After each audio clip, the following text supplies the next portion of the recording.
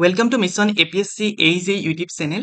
আজি আপোনালোকৰ কাৰণে লৈ আহিছোঁ বিশেষকৈ চিভিল ইঞ্জিনিয়াৰিঙৰ ছইল মেকানিক্স ছাবজেক্টটোৰ প্ৰপাৰ্টিজ অফ দ্য ছইল আৰু টাইপছ অফ ছইলৰ ওপৰত বেচিছ কৰি এটা শ্বৰ্ট ৰিভিজন ভিডিঅ'। আশা কৰোঁ এই ভিডিঅ'টোৱে আপোনালোকৰ APSCৰ এছিষ্টেণ্ট ইঞ্জিনিয়াৰ, জুনিয়ৰ ইঞ্জিনিয়াৰ নাইবা তেনেকুৱা ইকুইভেলেণ্ট এক্সামৰ কাৰণে যথেষ্ট হেল্পফুল হ'ব, যিসকল স্পেচিয়েলি চিভিল ইঞ্জিনিয়াৰিং ব্ৰাঞ্চৰ হয়। চ' মেইনলি আজি আমি ডিছকাশ্যন কৰিম কিছুমান ইম্পৰ্টেণ্ট পইণ্টছ যিবিলাক নেকি APSCৰ এক্সাম পইণ্ট অফ ভিউত ইম্পৰ্টেণ্ট হয়। So' mainly properties of the ছইলৰ ৰিগাৰ্ডিং আমাৰ দুটা কুৱেশ্যনছ পাই কমনলি সোধা দেখা পোৱা যায়, like who is the father of soil mechanics. So' এইটো বহুত ইম্পৰ্টেণ্ট হয়। ছইল মেকানিক্সৰ ফাদাৰ কোন হয়? So' father of the soil mechanics is 𝐾𝐏𝒃।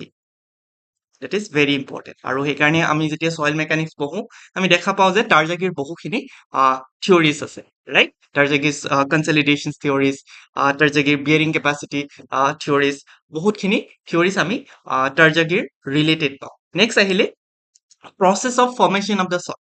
ছইলৰ formation বা ছইল কেনেকৈ ফৰ্মেশ্যন হয়, সেই এণ্টায়াৰ যিটো প্ৰচেছ সেইটোক আমি কি বুলি কওঁ? এক্সামত কুৱেশ্যন সোধে। So that is basically pedogenesis. So এইটো মনত ৰাখিবা, pedogenesis is what? It is the process of formation of the soil.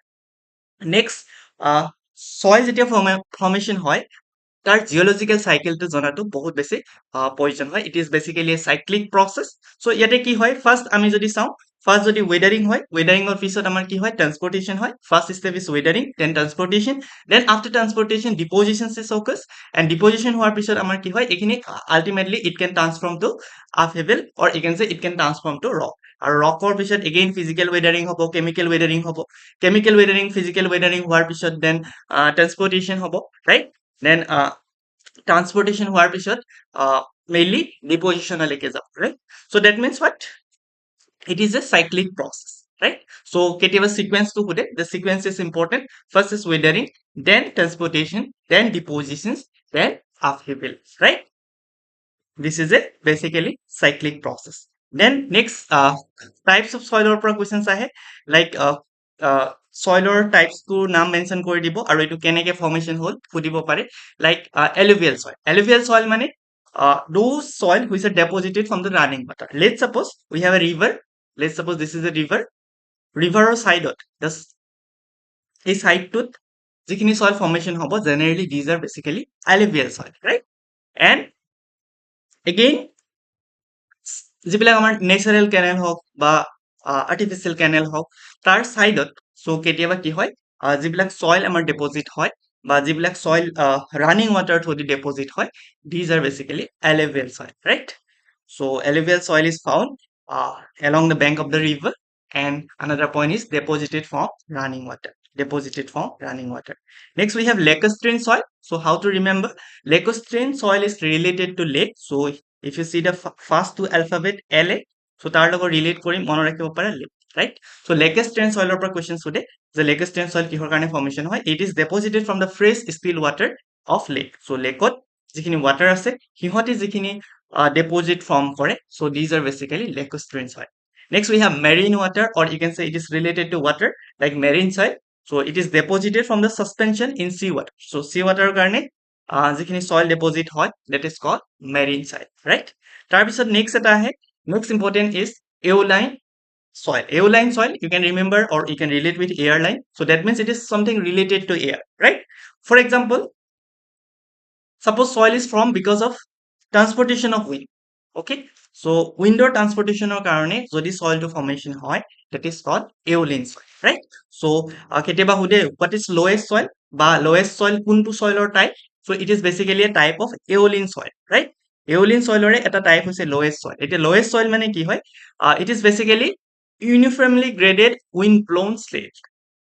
মানে lowest soilটোত siltৰ পৰিমাণটো বেছি থাকে, generally wind যিটো আমাৰ physical agency হয়, that is called wind, বা উইন্ডৰ কাৰণে আমাৰ ফৰ্মেশ্যন হয়, and this soil has uniformly graded. So in soil mechanics we can discuss about uniformly graded, right?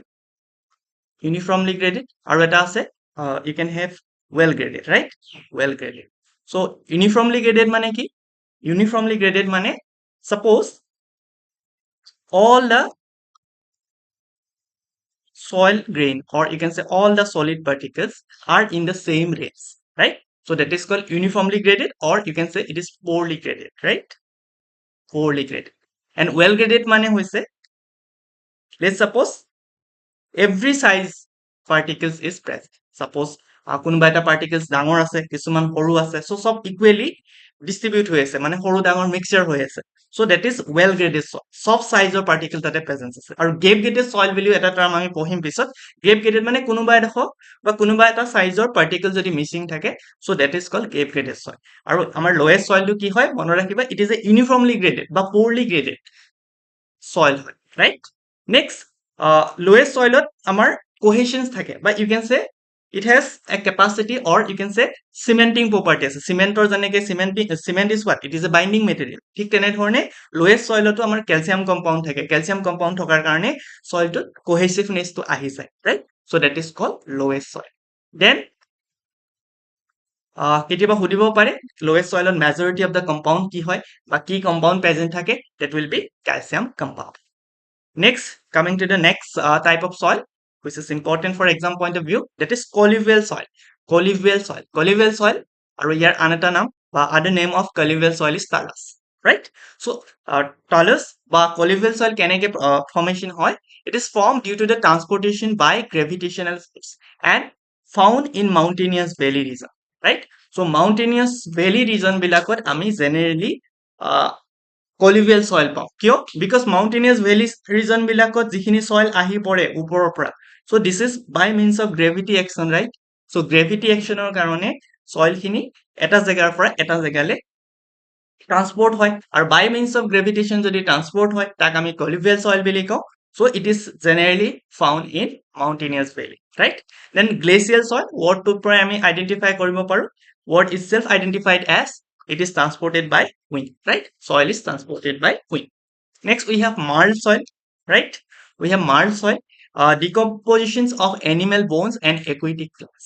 So আমাৰ যিবিলাক ৰিভাৰতে suppose বা সাগৰত বা sea shore, so তাত আমি কি কৰো, যিবিলাক আমাৰ dead bodies আছে like animals বিলাকৰ, so তাৰ bones বিলাক বা aquatic plants বিলাকৰ bone বিলাক, so সেই গোটেই বিলাক মিলি পেলাই যিটো soil formation হয়, that is called marl soil। তাৰ পিছত আহিব bentonite soil।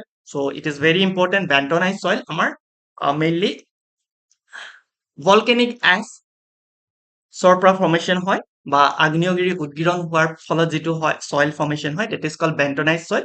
It is deposition of chemically weathering volcanic ash। So exam ত সুধিব পাৰে কি bentonite soil কেনেকে form হয়, because of chemical weathering, right? Next is which mineral is predominant in case of bentonite soil, that is very important, montmorillonite। And we know that the montmorillonite mineral have a property of high swelling and high sinkage properties, right? So high swelling means যেতিয়া আমি তাতে water add কৰো ই সোনকালে ফুলি উঠে, বা যেতিয়া আমি তাক dry কৰো ই সোনকালে sinkage হয়, মানে the volume expansion is rapid, or you can say very fast, right? Next is tough soil। Tough soil, it is transported by wind and water, right? So wind আৰু water দুইটা এজেন্সিৰ দ্বাৰা যিটো soil transport কৰা হয়, that is called tough soil। আৰু it is again slightly cemented volcanic ash। Next, tough soilৰ লগতে relate কৰি পেলাই we have one important technical term, that is called leaching। examত question সুধে leaching ৰ ওপৰত, what is leaching?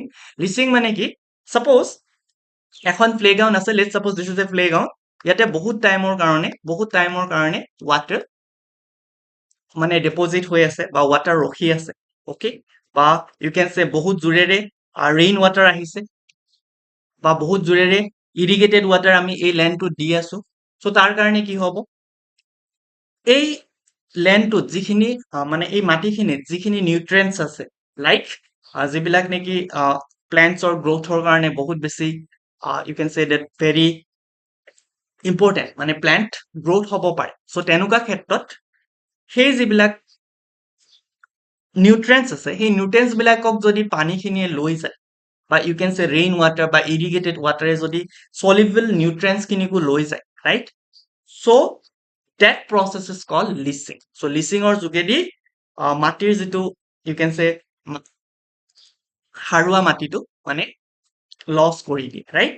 So the loss of water's soluble nutrients from soil due to rainwater or irrigated water is called leaching. Okay, so soluble nutrients বিলাকক যদি আঁতৰাই পঠায় মাটিৰ পৰা বা soilৰ পৰা, that is called leaching. Next, another important soil, that is called black cotton soil. What is black cotton soil? Very important. It is a residual soil. Residual soils means, suppose this is a mountain, or আমি এটা mountains লৈছো. So ইয়াতে suppose এটা ডাঙৰ rock আছিলে, right?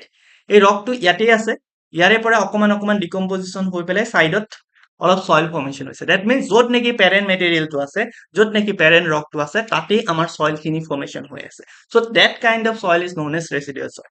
But যদিহে physical agency যোগেদি, let's suppose এই rock টো বেলেগ এটা ঠাইলে গ'ল, তাত গৈ পেলাই soil formation কৰিলে, that is called transported soil, right? So ইয়াতে আমাক black cotton soil টো কি হয়? It is a type of residual soil. ইয়াতো আমাৰ high percentage of montmorillonite clay minerals পায়. So montmorillonite clay minerals যদি আমাৰ থাকে কি হয়? It shows high swelling and sinkage property. আৰু যেতিয়া high swelling আৰু sinkage properties দেখায়, that means it has low shear strength, right? Next, we have another important soil, that is called laterite soil. It is found in hilly areas. Hilly area দেখা পোৱা যায়. ইয়াৰ color টো red হয়. Red color হোৱা মানে তাত কি থাকিব পাৰে? Iron থাকিব পাৰে. It has iron, it has aluminum oxide, right? Iron oxide and aluminum oxide is there in case of laterite soil. আৰু এইটো generally কেনেকে formation হয়? Leaching action টোৰ পৰা. So কেতিয়াবা question সুধিব পাৰে কি laterite soil কেনেকে formation হয়? It is from due to the action of leaching, right? Next important types of soils আহি গ'ল muck soil. Okay, muck is basically a inorganic soil, right? So আমি ইহঁতক organically decompose কৰিব নোৱাৰো. Then peat soil generally আমাৰ vegetables matters বিলাকৰ suppose আমি vegetable matters এখিনি এটা জেগাত continuously for a 1 years, for 2 years বা 3 years আমি যদি ৰাখি যাওঁ, so তাত কি হ'ব? That obviously the soil will be very organic, okay, and very compressive, right? So that is called peat soil. Now examot কেতিয়াবা question সুধে যদিহে আমি muck soil আৰু peat soil, that means inorganic soil and highly organic soil আমি যদি mix up কৰো, সেই soil টোৰ নাম কি হয়? examot সুধে. So that is called cumulus soil. That is called cumulus soil. Okay, next we have loam soil. এইটো সুধে loam soilত কি থাকে? Loam soilত actually আমাৰ clay পৰিমাণটো দেখা পোৱা যায়, silt টো দেখা পোৱা যায়, sand টো দেখা যায়. So that means it is a mixture of sand, silt and clay. Sand, তাৰ লগত আমাৰ silt, তাৰ লগত আমাৰ clay, গোটেই তিনটাৰে যদি সংমিশ্ৰণটো আমি দেখা পাওঁ, that is called loam soil, right? So এইখিনি আছিলে আমাৰ mainly types of soil and properties of the soil are related. So I think এইখিনিৰ ওপৰত basis কৰি যদি এই chapter টোৰ পৰা questions সুধে, so এইখিনিৰ ওপৰত basis কৰি maybe types of soils, then the geological cycle of the soil, formation of the soil, বা who is father of the soil mechanics, so তেনেকুৱা ধৰণৰ questions আমাৰ এই chapter টোৰ পৰা অহা দেখা যায়. In the next class আমি discussion কৰিম mainly soil index properties. আশা কৰো এই ভিডিওটো আপোনালোকক প্ৰিপাৰেচনত যথেষ্ট হেল্প কৰিব. যদি আপোনালোকে ভিডিওটো চাই উপকৃত হোৱা বুলি ভাবে, কাইন্ডলি ভিডিওটো লাইক কৰিব, চেনেলটো সাবস্ক্ৰাইব কৰিবলৈ নাপাহৰিব. Thank U.